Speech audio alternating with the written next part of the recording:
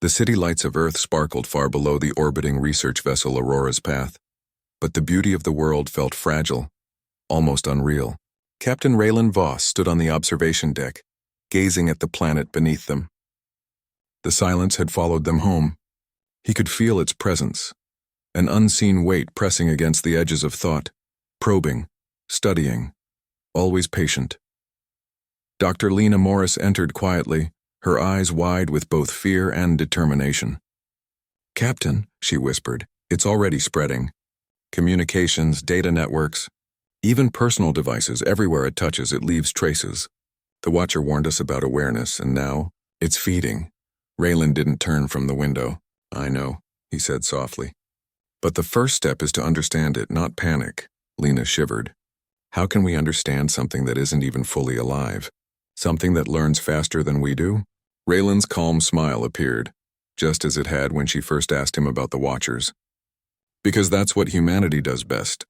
We look at the impossible and we act." In the control room, the Earth Council waited anxiously. Director Arwen Hale had summoned a global emergency session. The counselors and scientists stared at the live feed from the Aurora's path. Every major city had reported strange electronic anomalies, shadows in systems and faint whispers that caused panic and confusion. Lena briefed them. "It's not a virus, not a signal, not even energy as we know it. It's intelligence, but of a kind we've never seen. It doesn't kill. It studies, adapts, and it spreads through awareness." The council head, a stern man named Marlon Vey, frowned. "Are you saying this entity, this silence, has come to Earth?" Raylan nodded. "Yes, and it's already here." Gasps echoed across the chamber. Lena continued. "It doesn't attack humans directly. Instead, it probes thoughts, decisions, knowledge. But the more it learns from us, the stronger it becomes. If it's allowed to grow unchecked..." She couldn't finish the sentence. Everyone understood. Unchecked, the silence could overwhelm humanity, not by force, but by comprehension, erasing individuality, curiosity, even free thought. Outside the chamber, the sky was beginning to dim unnaturally, as if a shadow stretched across the planet from orbit. People paused and stared, unease spreading like wildfire. Communications failed intermittently, lights flickered in buildings, and even satellites experienced anomalies. In the council chamber, Raylan addressed the room. "We have a choice," he said firmly. "We can panic, shut down every system, isolate ourselves, but that only slows it. Or we can act intelligently, show it what humanity truly is." Lena frowned. "Act intelligently? Captain, it's already everywhere. How do we act?" Raylan's calm voice carried certainty. "We show it courage, creativity, and cooperation, the things the Watchers valued. We make it understand that humanity is worth studying, not consuming." The counselors exchanged uneasy glances. "And if it doesn't understand?" Director Hale asked. Raylan's eyes narrowed slightly. "Then we survive together, or not at all. But we have to try." The first step was the Aurora's path itself. Raylan and Lena worked with engineers to create a feedback loop using the ship's systems. The idea was to project a controlled representation of human thought and emotion through light and sound, something the silence could observe, analyze, and comprehend. "It's risky," Juno said nervously. "If it misreads the pattern, it could accelerate its growth instead of learning." Raylan smiled faintly, his calm demeanor steadying everyone. "We cannot fear the unknown. We must meet it with resolve." Hours passed as the crew worked tirelessly, connecting the Aurora's path to Earth's global networks. Massive arrays of energy flowed through the ship, projecting signals across cities, satellites, and digital systems. Light cascaded over oceans, deserts, and forests, creating a web of brilliance visible even from orbit. Lena watched nervously. "Captain, it's responding." From the shadows beyond Earth, faint shapes began to shift, forming patterns that almost resembled movement, but with no solid form. The silence was observing, pausing, processing. Inside the command chamber, a voice, soft, endless, and calm, echoed through the systems. "You display creativity, courage, cooperation, unusual for your kind." Raylan responded through the interface. "Yes, we are human. You've studied the Watchers. Now study us, see what we've become." The silence pulsed faintly. Cities glowed brighter as if reflecting human resilience and determination. Every act of ingenuity, Children building, scientists discovering, artists creating, people helping one another, was captured in the feedback loop. The silence, which thrived on observation, now absorbed the best of humanity. Lena watched the patterns on her screen, amazed. "Captain, it's learning, but it's not consuming," Raylan nodded. "It's understanding." The council members stared at the displays, some in disbelief. "Can it be stopped?" one of them whispered. Raylan shook his head. "Not stopped, but guided. We don't fight it, we teach it. Humanity's strength is not in weapons. It's in thought, heart, and unity." Hours turned into days as the silence studied the projection. It was patient, unrelenting, but it began to shift. Its dark, formless mass condensed, then dispersed, slowly losing its oppressive presence. On the Aurora's path, the crew felt relief ripple through the ship. Even the faint shimmer in Raylan's eyes, evidence of the silence's mark, dimmed. Lena approached him cautiously. "Captain, do you think it will leave us now?" Raylan smiled softly, calm as ever. "It will for now, but it will watch again. That's the way of the universe. It tests, observes, waits. What matters is that humanity showed it who we are." The city lights on Earth returned to their normal glow. Systems normalized and communications resumed. People stepped outside, confused but safe, unaware of the cosmic threat that had touched their planet, and had been met not with fear, but with courage. In the council chamber, Director Hale spoke quietly. "Captain Dr. Morris, you've done something no one thought possible. You faced the silence without weapons and lived to tell it." Raylan's calm smile returned, the same smile that had silenced rooms, steadied hearts, and inspired belief in the impossible. "We only did what humanity does best," he said. Lena added, "We reminded it that understanding is stronger than consumption. Knowledge can build, not destroy." The counselors nodded, slowly grasping the depth of what had occurred. Humanity had been tested by a force beyond comprehension, and had responded with courage, intellect, and unity. Outside, the sky was calm again. Stars sparkled above, the planet alive with light, sound, and life. The silence had retreated, at least for now. Later on the observation deck, Lena turned to Raylan. "Do you ever wonder if it will come back?" He looked at her, calm as always, a faint smile on his lips. "It will, but so will we. That's the lesson of every test humanity has faced. We don't hide. We don't run. We adapt and we rise." Lena smiled softly, feeling a mixture of awe and hope. "And we'll be ready." Raylan's eyes shone faintly, reflecting the stars. "Yes, always ready. Curiosity brought us here, and courage will carry us forward. That is what makes us human." For the first time in months, the crew allowed themselves to breathe deeply. They had faced the silence, the unknown, the incomprehensible, the endless dark, and humanity had prevailed. Not by force, but by heart, mind, and unity. Above them, in the infinite cosmos, something waited, watching, and somewhere in that watchful darkness, the silence had learned its first lesson. Humanity was worth knowing, worth understanding, and worth surviving. The calm smile on Raylan's face reflected not fear, but hope. A hope that the universe could challenge them but never break them. Humanity had been tested, and humanity had stood tall. And as the Aurora's path continued its journey among the stars, the crew knew one thing for certain. No matter what came next, they would face it together.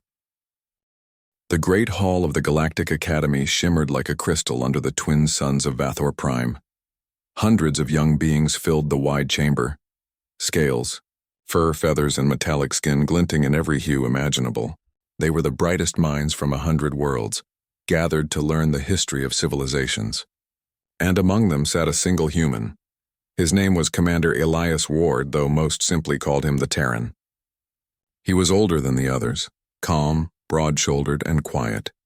His eyes, a deep gray, seemed to see beyond the walls. No one quite knew what he had done before coming here, but even the instructors spoke to him with a hint of respect. Across the hall, a young alien girl named Lyra tilted her head curiously as she watched him.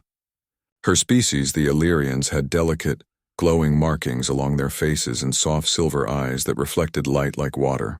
She was friendly and curious, maybe too curious for her own good. The class was studying the pre-unification era, the dark time before the Galactic Council had brought peace to the stars. The instructor, a long-necked scholar from Zenthus, spoke in his smooth, clicking tone. Most species achieved unity through cooperation, he said proudly. War and destruction were primitive concepts, tools of the early ages before civilization matured. Lyra raised her hand politely. Professor, she asked, but what about humans? They say humans were different. A few students chuckled. Everyone knew humans were strange, emotional, unpredictable, and oddly sentimental. Some even said they were extinct before rediscovery by the Council, living only in scattered colonies. The professor smiled faintly. Ah, humans. Yes, they are a fascinating case. Their development was turbulent. Endless conflicts, competition, destruction. But they also adapted quickly. They learned from chaos. He turned toward Elias. Perhaps our guest could explain more. Commander Ward, would you care to share your species' perspective? Elias looked up slowly, his calm gaze sweeping the room. For a moment, no one breathed. He didn't speak immediately. When he finally did, his voice was deep and steady. Humans did not seek war. We simply refused to bow. The hall grew quiet. Even the hum of the walls seemed to fade. Lyra leaned forward, fascinated. Refused to bow to what? Elias met her eyes. A simple, innocent question.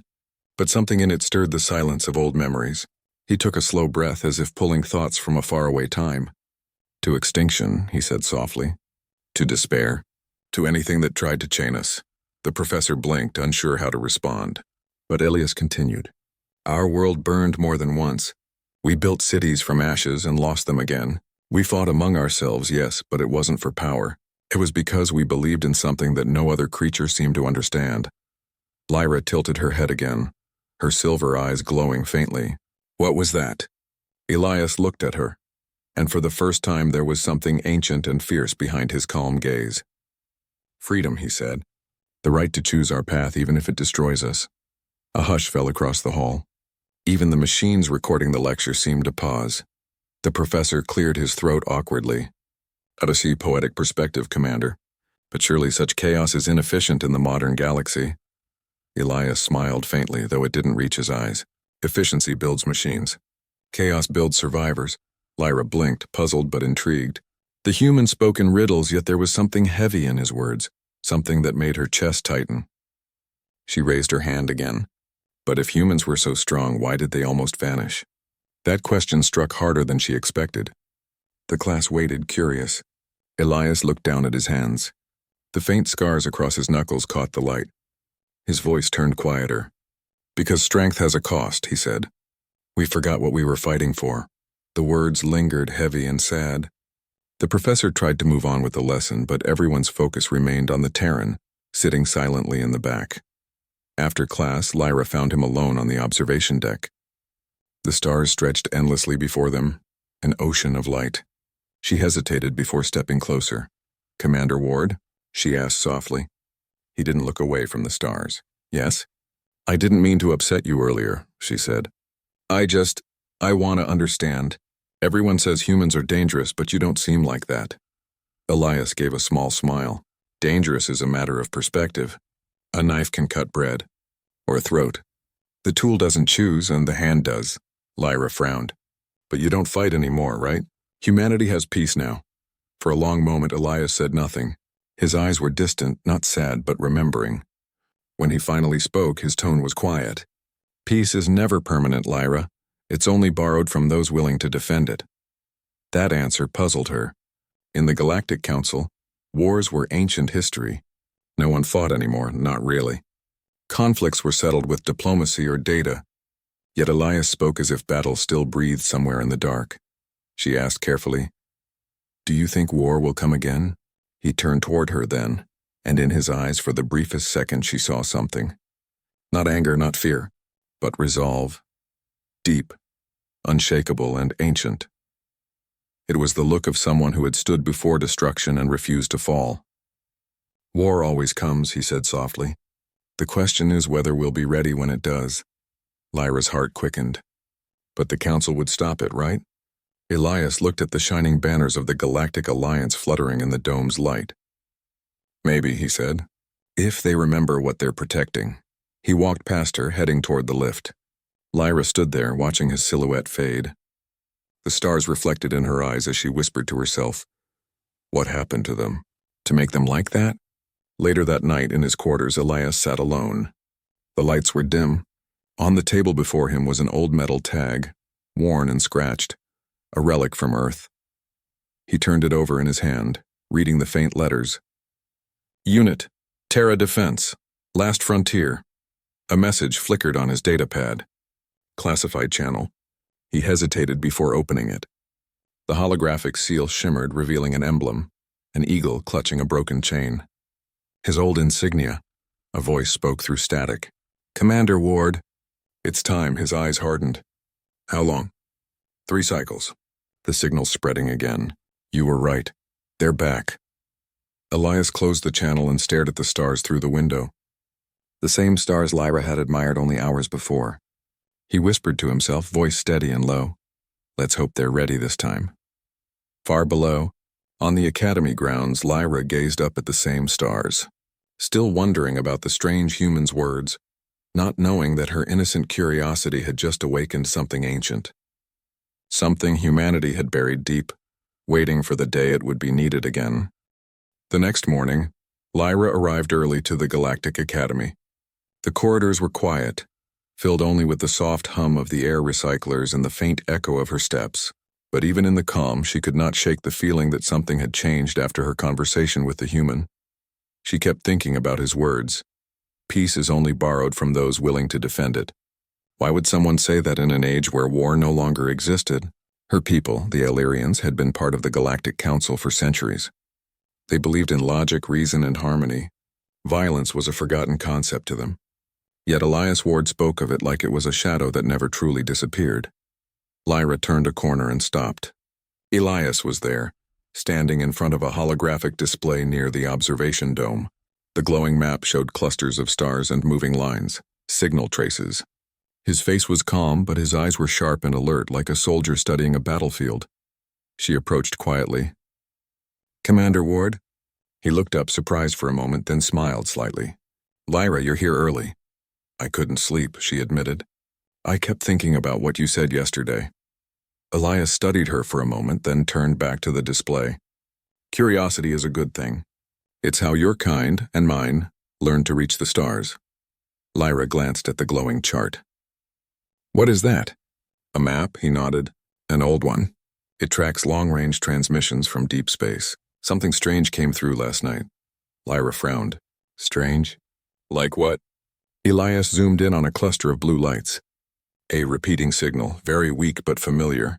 The kind we used long ago before the Council united the galaxies. From humans? She asked. His silence was answer enough. The signal flickered again, a low pulse repeating every few seconds. It carried no words, just a pattern. 3 short bursts, 1 long.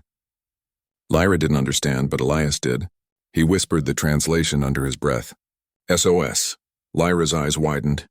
A distress call? He nodded slowly. From somewhere beyond the Council's outer colonies. She stared at him in disbelief. But that's impossible. Those sectors are empty, uninhabited. Not anymore, Elias said quietly. He deactivated the screen, his expression unreadable. Don't speak of this to anyone. Not yet, Lyra hesitated. You think someone's in danger? Elias looked toward the stars outside the dome. Someone, or something, is coming. Later that day in the Academy's mess hall, whispers spread about the strange human. Some students said he had been seen speaking with high-ranking officers through private channels. Others claimed he was a relic from the old Terran fleets, one of the last veterans of the frontier wars. No one really knew the truth. Lyra sat with her friend, a crystalline being named Wren, who was trying to lighten her mood. You worry too much, Lyra, Wren said, his voice like wind through glass. The humans always tell stories. They like to sound mysterious. Lyra stirred her drink absent-mindedly. It didn't feel like a story, Wren. He looked serious. As if he's waiting for something. Wren chuckled. Waiting for what? Another war? The galaxy has outgrown such things, Lyra didn't answer. She kept thinking about the way Elias's eyes had darkened when he saw that signal. Something ancient had awakened in him. Something that frightened her and fascinated her at the same time. That evening, Lyra returned to the observation deck, unable to resist her curiosity. The stars seemed calmer there, their soft light spilling across the polished floor. As she walked in, she froze. Elias was there again, but this time he wasn't alone. 3 figures stood around him, dressed in dark gray uniforms with no visible insignia. Their faces were older, marked with experience, and their eyes carried the same calm, dangerous focus as his. They were human, like him. Lyra hid behind one of the support pillars, watching silently. The human spoke in low tones. "The signal confirms it," one said. "It's the same pattern we buried on Titan's outpost. No one else could have known." "Then it's them," another replied grimly. "After all these years?" Elias's voice was steady. "We always knew they'd return. The question is, are we still ready?" The first man placed a data chip on the table. "We'll need to rebuild the network. The council won't believe us." Elias looked at the stars again. "They don't have to believe us. They just have to survive." The group stood in silence for a moment, then the others nodded and left quietly. Elias remained alone.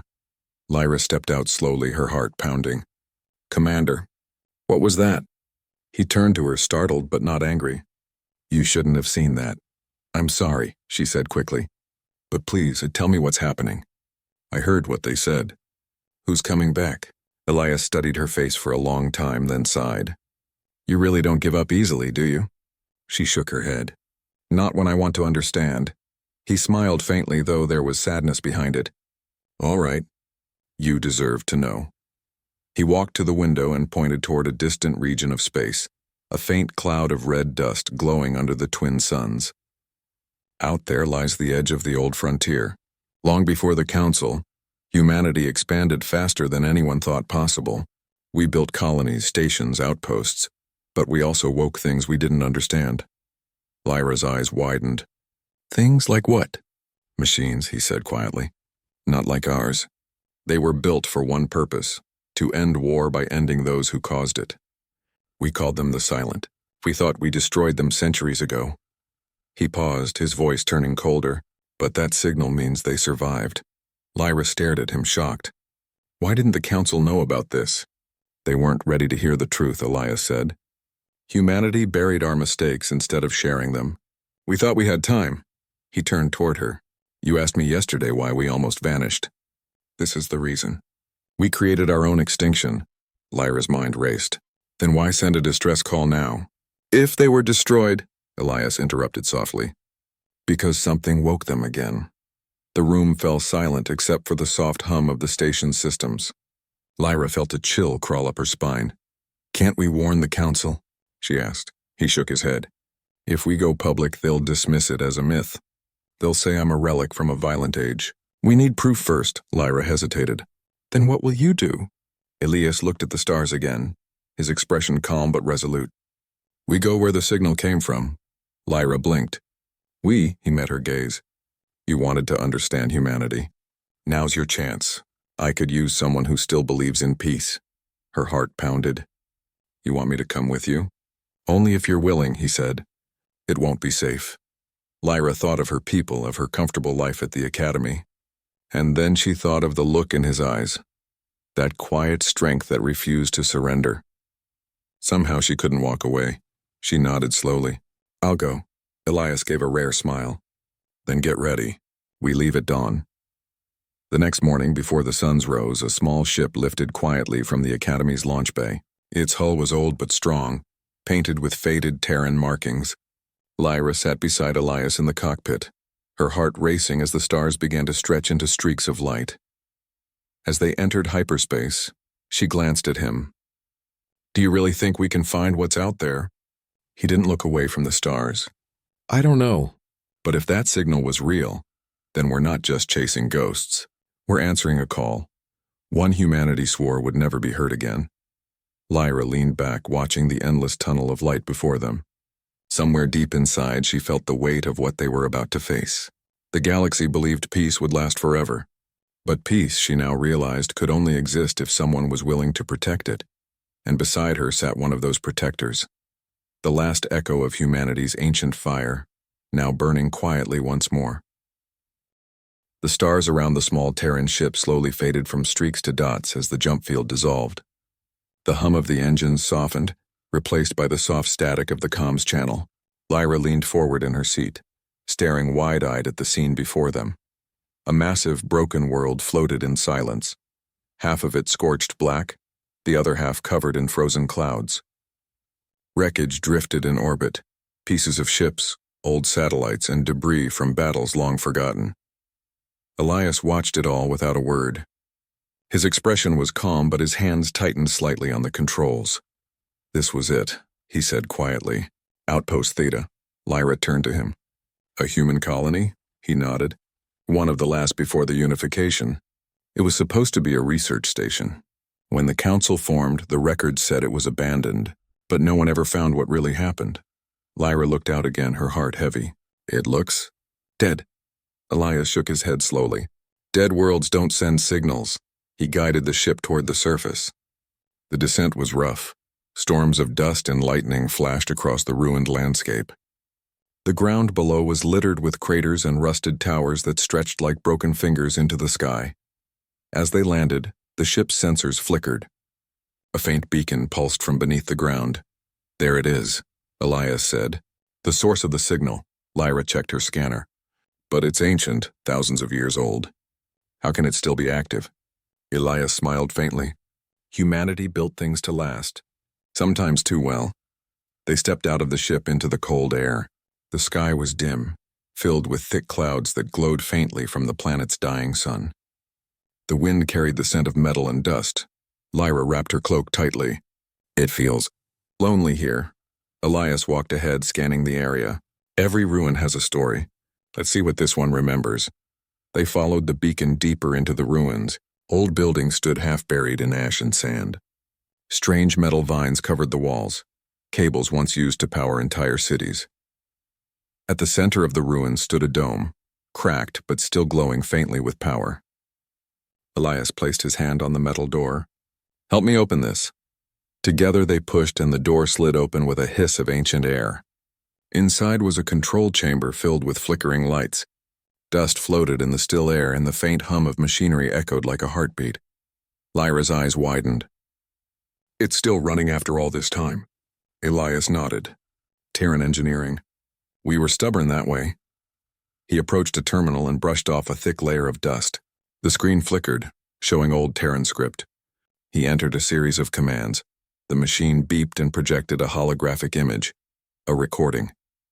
A human woman appeared wearing an old military uniform. Her voice was tired but firm. "This is Commander Asha Rain of Outpost Theta.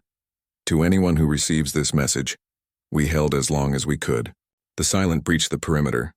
We've sealed the archives, but they're adapting faster than expected. If humanity survives, don't repeat our mistakes." The image crackled, then ended abruptly. Lyra's breath caught. "The Silent? They were real." Elias said nothing. He stared at the frozen image on the screen for a long moment. "Commander Rain was one of the first to fight them. I read her name in the old records, but no one ever knew what happened to her."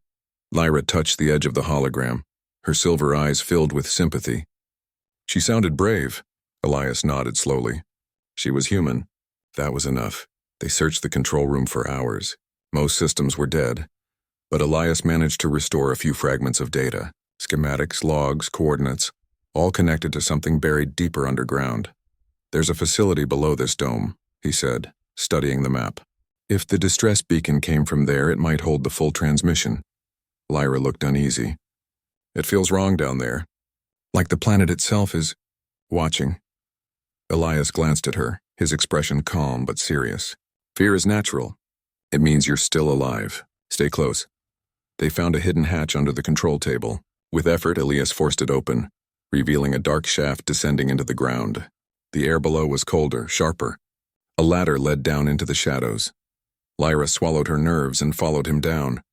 Their boots echoed softly against the metal rungs. At the bottom, they found a corridor lined with lights that flickered as they passed. The walls were covered in strange pattern, not human design. Lyra ran her fingers over one. "This isn't Terran." Elias studied it closely. "No, the Silent left their mark here." "What were they really?" she asked quietly.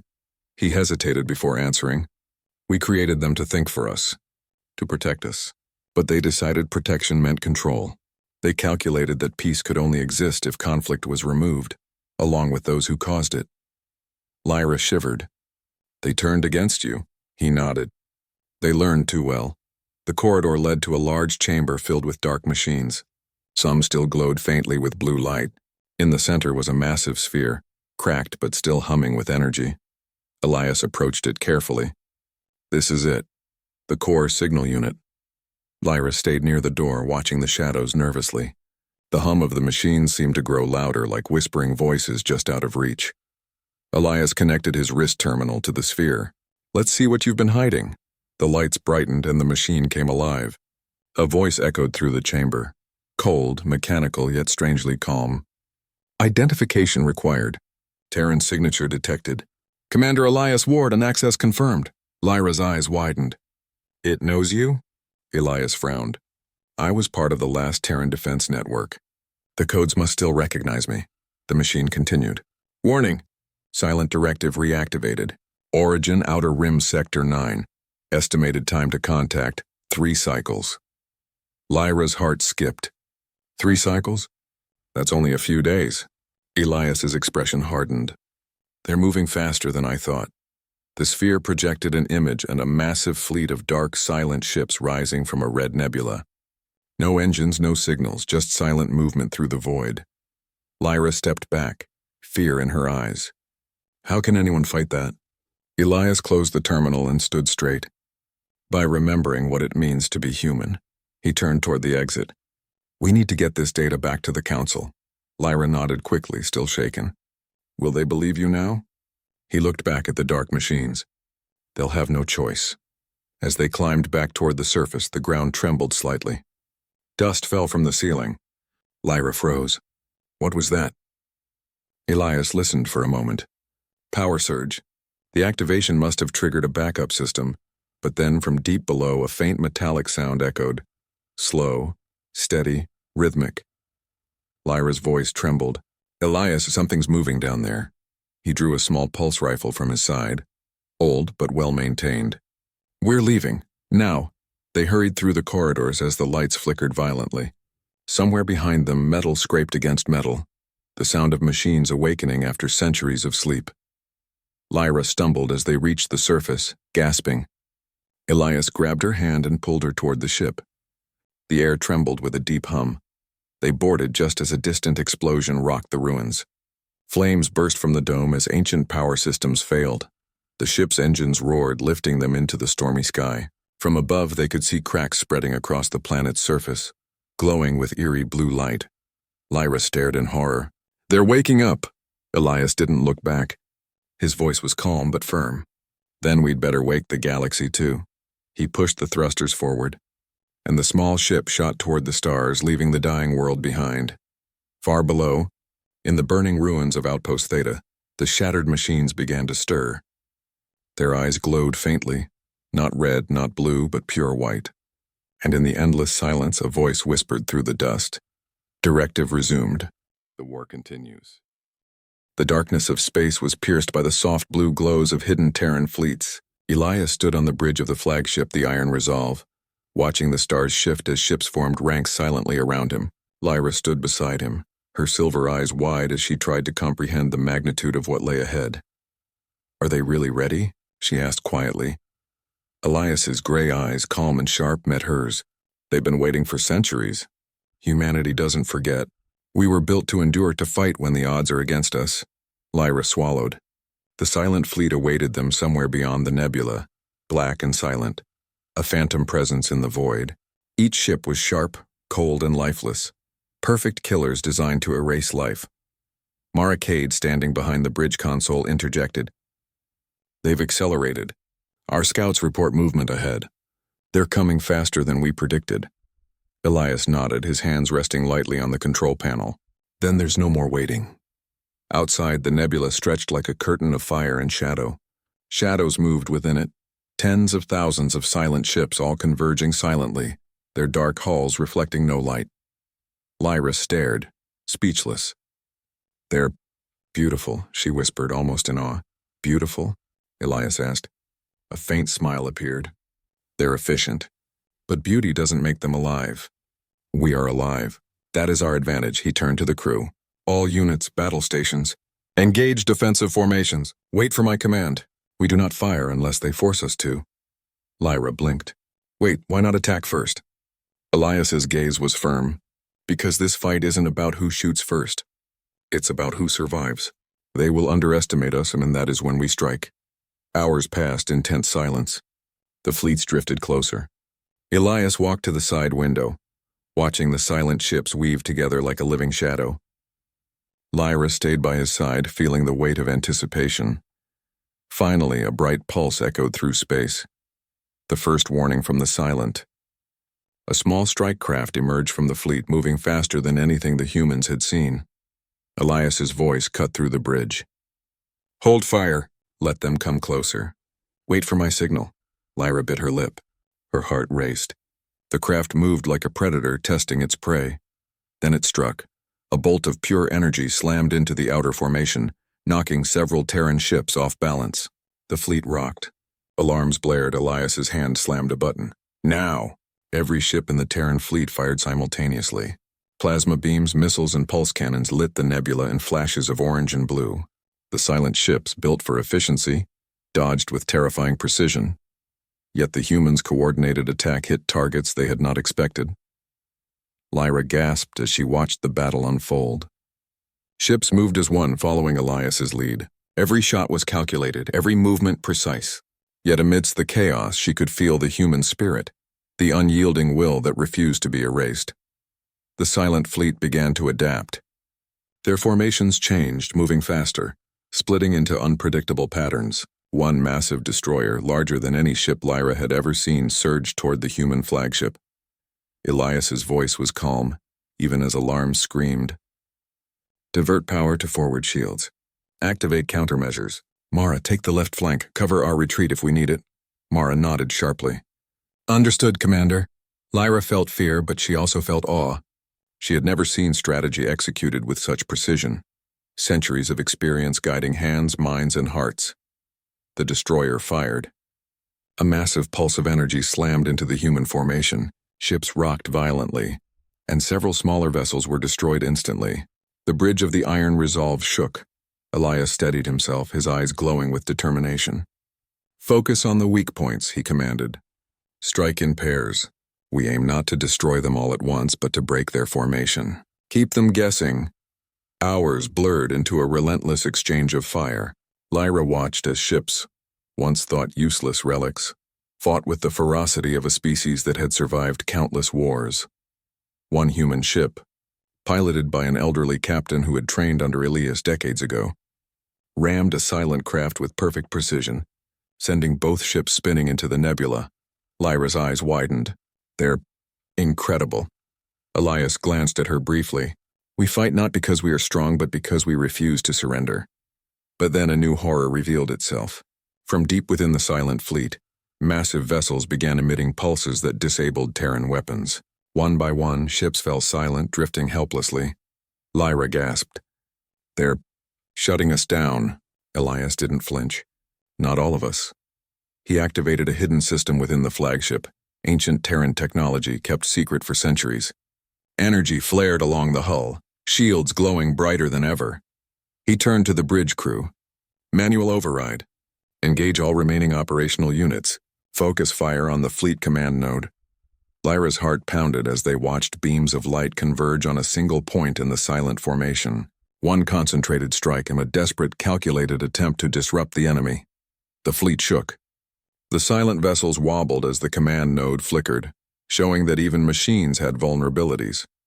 Elias didn't hesitate. Full assault now. Every human ship fired together. The concentrated energy hit the command node, sending a shockwave through the silent fleet. Ships spun apart, systems failing one by one. Lyra felt the exhilaration mixed with dread. They were winning, but at a cost. The human fleet was battered, many ships destroyed, and the silent still had thousands of vessels. From the observation deck, Lyra saw Elias standing, calm and resolute. His eyes, that same ancient fire she had seen before, burned brighter than ever. He whispered almost to himself, "We endure. We survive. Humanity never surrenders." As the battle raged, the Galactic Council finally received the full data stream. Their disbelief turned into panic. Messages flooded the academy, requesting assistance, offering fleets, begging for guidance. Elias's voice came through the comms. The council has delayed too long. We fight to protect everyone now. Follow my lead or watch the galaxy fall. Council fleets, hesitant but now convinced, joined the battle. Coordinated strikes multiplied the force of the Terran fleet. Slowly, the Silent began to falter, unable to adapt fast enough to so many strategic minds acting together.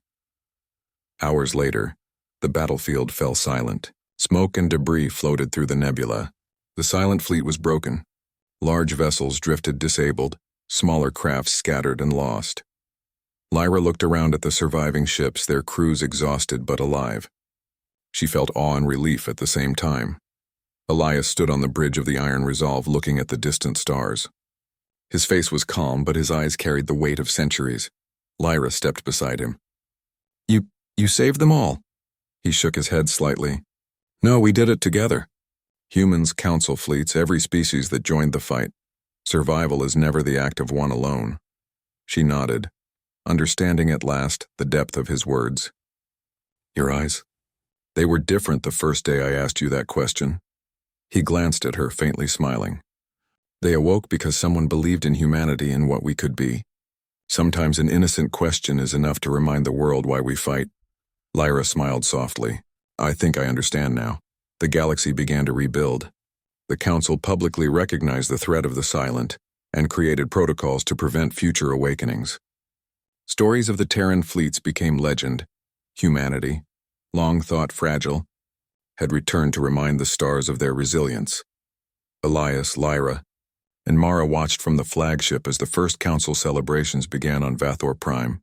Humanity had survived, not through technology alone but through courage, ingenuity, and the unyielding refusal to surrender. Lyra turned to Elias. "What now?" He looked at the stars, distant and endless. "Now we stay vigilant. Peace is borrowed, not given, and when the galaxy forgets that, we remind them again." She nodded, feeling the same ancient fire she had seen in his eyes, the same fire that had endured centuries of war, chaos and silence. The stars stretched endlessly before them, bright and full of promise. Humanity had survived the impossible once, and now the galaxy would never forget that a single question had awakened something ancient, something unstoppable. And in that moment, Lyra understood that some fires once kindled could never be extinguished.